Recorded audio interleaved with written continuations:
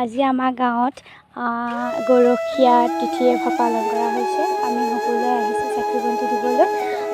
এতিয়া মানে বহুতো দূৰ দূৰণিৰ পৰা আহিছে চাকি বন্তি দিবলৈ। আপোনালোকেও আহিব ইয়াত চাকি তাকি দিবৰ কাৰণে। প্ৰতি বছৰে পালন কৰা হয়। আমাৰ ভাদ মাহৰ শেষৰ চাইডে মানে অনুষ্ঠানবোৰ পালন কৰে।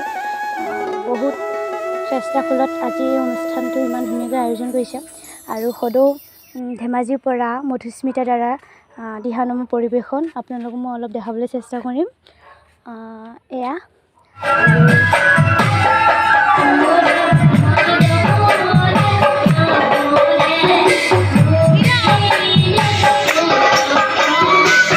অনুৰোধ মৰ্মে ময়ো গীত এটা গালোঁ আৰু শুনিবচোন, কেনে পালে জনাব।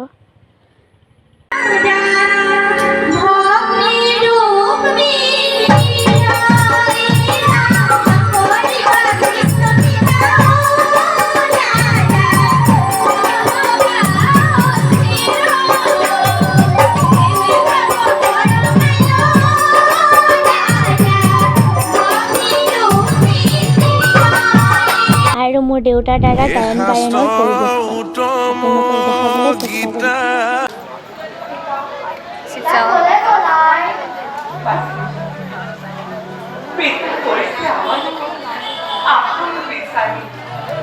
তাকে আছে ৰেখে দক্ষিণ দিয়া